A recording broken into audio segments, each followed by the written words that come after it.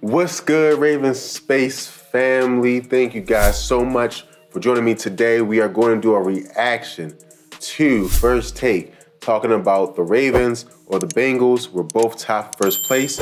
Let's get right into it. Like, subscribe, do all that great stuff. I need you to watch to the end. It helps us grow. Thank you guys so much. Now, let's get to it. It's the Bengals.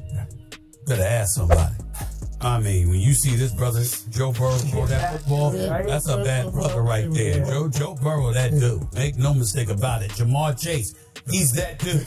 He's that dude. I mean, I'm just saying. You know, I remember it takes me back down a lot. So, again, I want to jump in. Stephen A's not wrong about Joe Burrow and Jamar Chase. They're very talented. I think, if you ask me, Jamar Chase is the best wide receiver in the league. It's either him or Tyreek Hill right now. I would take Jamar Chase. But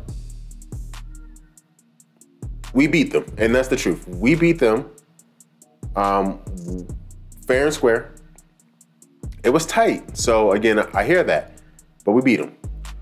Also, I think they're being a little hyperbolic because they had a big game against the Falcons, right? They threw for a lot of yards. And again, sometimes our offense is a little sketchy. I get it. But I'm just saying that I think there's a little bit of overreaction to this last game. When you take the entire season into account, if you take every single game, the Ravens have been more impressive. That's all I'm saying, right? Again, even though we're 4-3, we were supposed to win every single one of those games that we lost. We were leading until the fourth quarter in every single one of those games. So, because you one of the biggest mistakes, and I should say a mistake because you're a very busy man, you got obligations. That's why you can't be here in hour number 2 on Monday. But one of the biggest mistakes you make is missing this brother's playmaker list. You understand what I'm saying? I mean, just for the team alone. Me and Brian Clark, 2 weeks ago, you dropped up and RC sliding down, you know what I'm saying, and PC and all this other stuff. But Michael Irvin did a list 2 weeks ago. No. The team was, boy, you done did that thing. That's what he said. That's what the team was. You know what I'm saying? And sure enough, when you look at Jamar Chase and Joe Burrow, boy, you done did that thing. I mean, them brothers are special. You got T. Higgins, you got the boys of the world, okay? You got an offensive line that's doing a better job of protecting Joe Burrow than they did. So this is another thing that leads me back to my point, right? Let's look at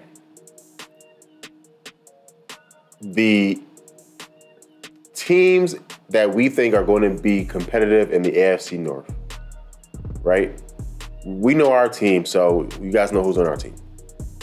The Bengals, who people believe is our biggest threat. Jamar Chase, okay? T. Higgins, a good tight end. Joe Mixon.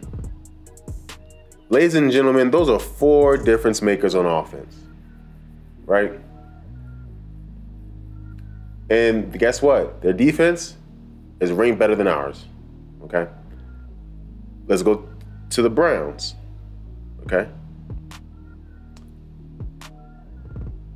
They have the best running back in football, per the stats. Their backup running back could be, if he was on our team, he would be the best running back on our team. Okay? That's real talk, guys. I'm being honest with you guys. You know, I'm not like these other people on, you know, the YouTubes that cheer about everything. This is what the truth is. Okay? If we took their #1 receiver, who came over from the Cowboys, he would be the best receiver on our team. Listen, guys, listen to what I'm telling you. Okay? Listen to what I'm telling you. This is crazy to think. The Bengals and the Browns, if we took their #1 receiver and put on the Ravens, he'd be starting day 1. If we took their #1 running back and put on the Ravens, he'd be starting day 1. The only position that we have over them is tight end. Let that sink into your head, guys. And how is that fair to Lamar? And be honest, how's that fair to Greg Roman? That's all I'm saying. Again, I ain't gonna defend Greg, but how is that fair to Greg Roman when you don't give him anything to work with except for some injured running backs and injured offensive line? And Mark Andrews. Shout out to Mark Andrews, you're a monster. Did last year, okay? You got to run it back and mix it in these other brothers. I'm just looking at them right now, and they got this swag. And offensively, this is the difference. Get out to a lead, Dan, and playmaker. They get out to a lead. Right. And you're waiting for the mistake to happen. It's an interception. It's a fumble. Last week it was both. Yesterday it was a fumble. You see these kind of things happen, and you're waiting for them to fall apart or wondering whether or not they're holding on. Cincinnati comes. They're swinging. And their momentum is going this way. It's no drop-off. They're coming for you. You feel them on your heels. You feel their presence. I'm not going to lie, guys. I don't know if I can make it through this video. This hurting me. I ain't going to lie to you. That hurt me what he just said. That hurt my feelings there. Stephen A., you just hurt my feelings, brother. Listen, that hurt. Man, sometimes it hits too close to home, but sometimes it hits too close to home. They're just explosive offensively. And it's not to say that Duvernay can't play, that Bateman can't play, or anybody like that. We wish Dobbins well. We hope that he gets healthy or whatever. We don't know his situation. But the bottom line is this. You look at Lamar Jackson, and you wonder what Herculean effort or exploit he's going to put on display in order to rescue you and bring you to victory. With the Cincinnati Bengals, Joe Burrow is in that pocket, and no matter who he's throwing the ball to, it just looks so damn pretty. Yeah. You understand? Yeah.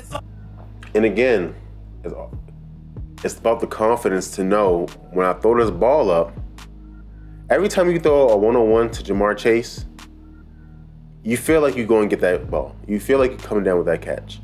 T. Higgins, you feel like you're going to, it's like 50%, right? It's not as high as Jamar, of course, but you feel good. The way we feel when we throw it to Mark Andrews, they got 2 receivers they feel that way about, right? It's almost, it makes me sad. It's a shame. It's a shame that, I'm going to be honest, Eric DaCosta has set our team up in a way that I don't know if you can be competitive against the Chiefs and the Bills with this team. That's why I'm honestly thinking right now, based on everything that I'm seeing game to game, right? Because who the hell are we throwing the ball to, guys? Bateman's not better than these other players, guys. It's just not. And so that does suck for us. It's like he's throwing them open because he's putting the ball where you need the ball. And you look at him as a quarterback, and as a receiver, you like, ooh, I want to play for that too.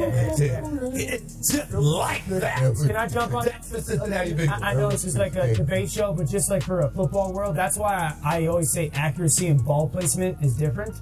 Accuracy is throwing to your guys.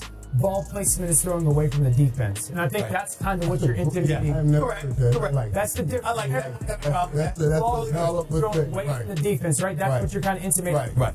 My answer is the Ravens, okay? But to your point with Joe Burrow. All right, come on, Dan. Get me back in it. I'm feeling sad. 14 touchdowns to 1 pick. He's